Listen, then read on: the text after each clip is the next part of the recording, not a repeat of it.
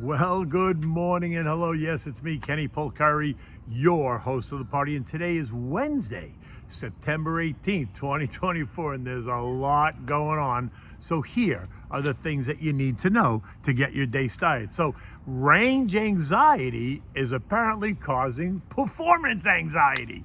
Should the cut be 25, but they're stamping their feet for 50. Lizzie and crew, they're demanding 75 basis points.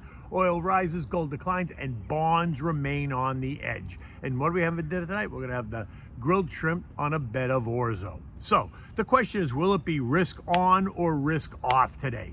Right? It's called range anxiety, and it's got two parts. The first is, what's the right range for today's move? Is it 25 basis points or 50 basis points? And the second is, then what's the ultimate range for the cycle? Is it 100 basis points or 300 basis points? And that is a debate. And it has investors and traders and algos all confused, right? If he cuts by 25 basis points, when they're screaming for 50, they're going to hit the sell button, right? Think throwing a temper tantrum. And then if the economy gets weaker, they're going to say JJ wasn't aggressive enough and now he needs to make even bigger cuts. And then if he cuts by 50 basis points, they're going to hit the sell button too, because they're going to lock in those profits from the move higher that we've seen over the last number of weeks. And then if the economy gets weaker, then they're going to say he still wasn't aggressive enough, and that's going to suggest that we're going off the edge, which means a deeper recession, which will also then demand even bigger cuts, and it will create a dramatic move in the markets. On Monday, 3 Democratic senators, of course, that should know better, came out and they called on JJ to cut rates by 75 basis points, saying that we needed to protect our economy from potential harm. So Lizzie Warren, Sheldon Whitehouse, and John Hickenlooper, all very left senators, said, and I quote, if the Fed is too cautious in cutting rates, it would needlessly risk our economy heading towards a recession. The committee must consider implementing rate cuts more aggressively up front to mitigate potential risks to the labor market. The letter was a direct result of the latest BLS report that revealed we created, in fact, 818,000 less jobs between March of 23 and March of 24, meaning job growth wasn't what the Biden-Harris administration told us it was all along. So now they are demanding this huge cut up front, conveniently only weeks ahead of the presidential election. I mean, could it be any more obvious? Sadly, my gut tells me that they just don't get it. They must have all skipped Econ 101 and 201, and they're now demanding a cut that would create excess turmoil for an already anxious market while risking reigniting inflation. Look, only weeks ago the talk was for 3 25 basis point cuts over the next 3 meetings. Very reasonable. Now they're demanding that we make a 75 basis point cut today and then continue to cut rates at subsequent meetings, ultimately taking the rate down 300 basis points, which would put rates at 2.25 to 2.5. They have lost their minds. Let's be clear. Historically, 4 to 6% is normal. 2.25 to 2.5 is not normal and would suggest an economy in trouble, which we are not. It's comical, really, right? 2 weeks ago, Lizzie and Democratic Senator Jackie Rosen from Nevada blamed inflation on, guess what? High rates. Again, a clear example of that they must have skipped any economics class that was offered. I guess they forgot that the surge in inflation of 9.4% happened when rates were 0 and they approved massive spending plans. Whatever, I guess the facts just aren't important. In any event, while I still think we should only cut by 25 basis points, my 42 years of experience tells me to listen to the market, what the market is demanding, and what the Fed has leaked to the Wall Street Journal. And that is a 50 basis point cut. So again, anything less than that is going to be viewed as a big disappointment.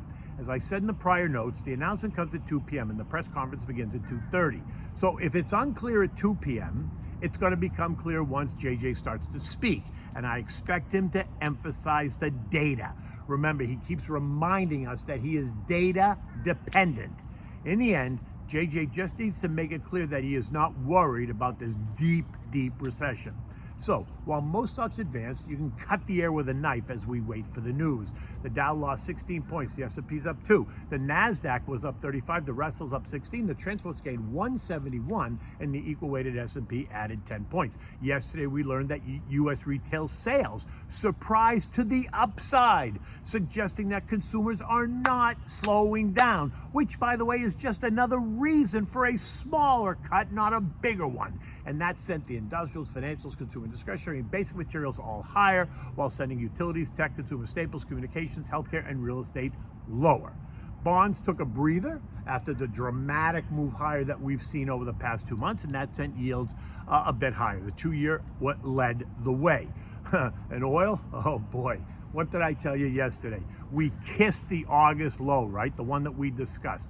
It traded as high as 71.92 yesterday. It hit resistance before closing at 71.19. This morning, oil is down $1.30 or 1.8% at 69.89. Look, oil remains vulnerable to the downside despite tensions in the Mideast, as demand and supply story remains bearish.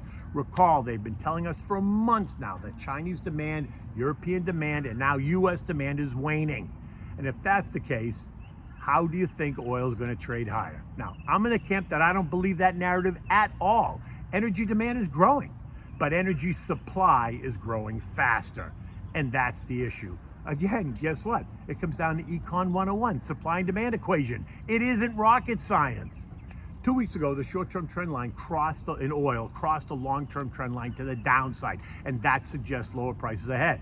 I think we remain in the $65 to $72 trading range in oil until it's clear that global demand is not waning. Gold traders are ringing the cash register, right? This after the move up and through 2,600 earlier this week, something we discussed. Yesterday it closed at 25.92, and some traders decided to take some money off the table. I would not be surprised if we saw gold test down at 25.50-ish after today's announcement. The trend line support, though, is all the way down at 2,500. U.S. futures are ticking a bit higher this morning. Dow futures up 60, S&P's up 7, NASDAQ's up 24, while the Russell is flat. We're due to get some economic data today. Housing starts up 6.5%, and building permits up 1 full percent. Big swings over last month's negative reads, but the market already knows that, right? It's expecting that. Now, unless these numbers come in much different, I don't think it's going to make a difference at all. European markets are a bit weaker. Tomorrow we're going to hear from the Bank of England, and they are expected to cut rates by 25 basis points. UK inflation figures came out today, and they are in line. The S&P closed at 56.34 yesterday, up like 1.5 points. And with the futures pointing a bit higher, we're left to wonder what's next. The next move in the markets is going to be initially caused by the headline number at 2 p.m. And then it's going to be about what he says going forward at the press conference about the path and pace of future cuts, which is why the 2:30 press conference is going to be that much more important. Remember, New York Fed President Billy Dudley, who is a voting member, has been pushing hard for a 50 basis point cut, saying that monetary policy is tight when it should be neutral or even easy, and a bigger move now makes it easier for the Fed to align its projections with market expectations rather than delivering an unpleasant surprise not warranted by the economic outlook. Finally, it's about having a plan and remaining focused and balanced. Building a strong, well-diversified portfolio takes time and commitment, but in the end, it pays off big. Do not let the noise drive your emotions. Okay. So now what do we have for dinner tonight? So this is a great dish. It's simple to make. It's still kind of late summer, early fall. You can still get out there and use your grill if you live up in the Northeast. Now, if you live down here in Florida, you can use your grill all year round. Anyway, it's a grilled shrimp on a bed of lemon-infused orzo with some feta cheese. It's really delicious. Not that difficult to make. For this, you need 2 dozen large, cleaned and deveined shrimp. You need 10 or 12 skewers. You need olive oil, oregano, fresh lemon juice, and minced garlic and salt and pepper. You need feta cheese and some orzo. Orzo is that rice-shaped pasta. It's used in many types of pasta salads or soups. And in this case, we're going to use it as a bed for the shrimps. Now, you're going to take your shrimps, you're going to pierce them onto the skewers, maybe put 4 on each skewer, right? Then set those aside, put them in a deep Pyrex dish. Now you're going to make the marinade. You're going to mix the olive oil, the garlic, the oregano, fresh lemon juice, salt and pepper. You're going to shake it really well and then pour half of that over the shrimps, right? Turn them around so the shrimps are all nice and coated, then put it in the fridge and let it marinate. You're going to save the other half for the orzo. Now you're going to heat your grill using a grill brush. You're going to clean the grill rack so it's nice and clean, right? Now, bring a pot of salted water to a rolling boil. You're going to add the orzo. You're going to cook it for about 8 minutes or so. Don't cook it too much longer because it'll get mushy, right? You want to keep it a bit al dente just so it's got a little bit of a bite to it. Then you're going to strain it. You're going to mix it with the feta cheese. Now you're going to pour the remaining mix over the pasta and the feta cheese, and you're going to stir it well to coat. You're going to place the orzo on a large family-style platter to make a bed. Now, you're going to take the shrimps, take them out of the fridge. You're going to put them on the hot grill. Be sure don't burn them. Should take no more than 3 to 5 minutes max by the time you turn them over. Now, place the skewers on top of the orzo and feta. Take a picture of this to remind yourself just how great and simple this dish was, and then enjoy it. You can enjoy this with a glass of chilled white wine. You know me, the Pinot Grigio Santa Margherita is my go-to, but if you wanted maybe a rosé or something, that's fine. I wouldn't drink a heavy red with this at all, but I would stick with the white. In any event, it is a beautiful day here in South Florida. You can't see it right now, but the skies are blue, blue, blue. Not a lot of clouds out there. And so I'm hopeful that that's kind of indicative of what we're going to find in the markets today. In any event, until tomorrow, take good care.